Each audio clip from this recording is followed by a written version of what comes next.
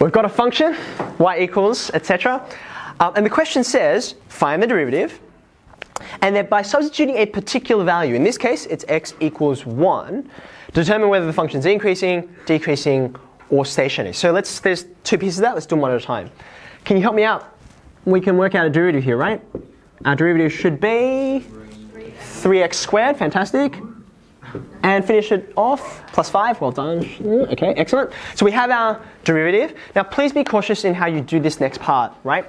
This is what we call the gradient function. For any value of x, you can find out the gradient, okay?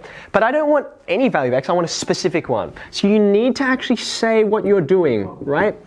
Tell me that you're actually doing a substitution, right? You could say at x equals 1 or when x equals 1, but the key is you're actually telling me what you're about to do. When x equals 1, dy on dx equals. Now, even though I think you could probably comfortably do this in your head, I'd like to do the substitution, right? So I'm going to go 3 lots of 1 squared plus 5. 3 lots of 1 squared is 3. 3 plus 5 gives you 8. Okay? So we come over to our arithmetic. Thankfully for us, the only thing we care about is what's the sign, S-I-G-N, what's the sign of the derivative? Is it positive? Is it 0? Is it negative? In this case, positive, right? So I would say since dy on dx is greater than 0, right? Y, that's the name of the function, right, that they handed us right at the top. Y is increasing at that particular place. Okay? Now it's really important that we mention that y is increasing at a particular place because you've got your computer there now, right? Pull up Desmos and put this guy in. Can you do that for me? Pull up Desmos and graph x cubed plus 5x.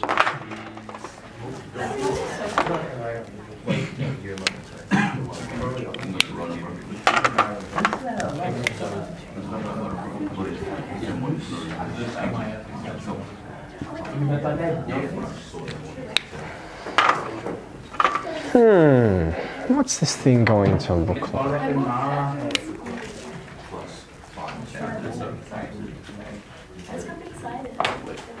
So do you want y equals 3x, x cubed plus 5x? Yeah, the original one. Yeah, it's plus. Oh yeah, no, I got that. It's got a bit of a wiggle to it, doesn't it? Yeah, it does. And they're both going to be on that side, right? Okay. That's a really complex one. Yes. All right, who's got it? Not Louis. Pull up Desmos. X cubed plus. You might need to zoom out, Shani. There you go. Okay. It's in fact your scale there is going to. It says there's 31 on it.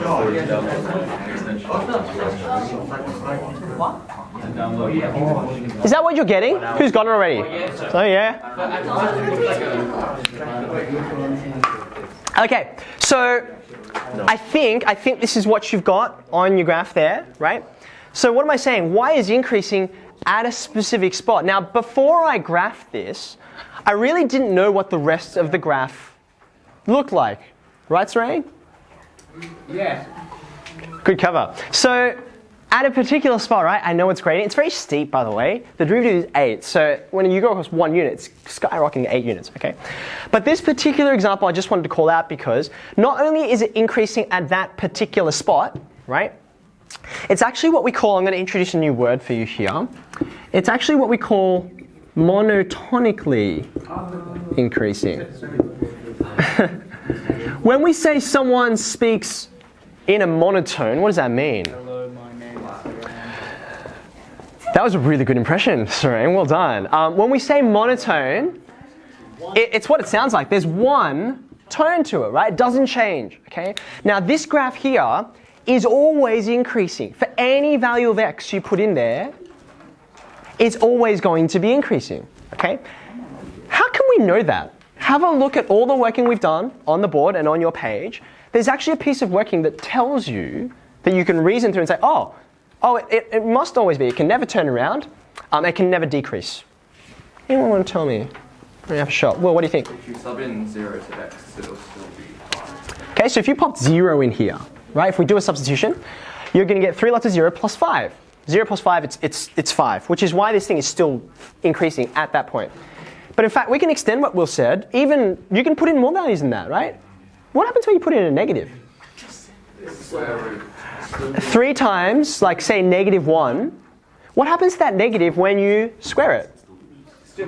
It's still positive, right? So no matter what you throw into this guy, you'll get a positive value. So it is always increasing. And our fancy word for always in this case is monotonically. Okay. So let me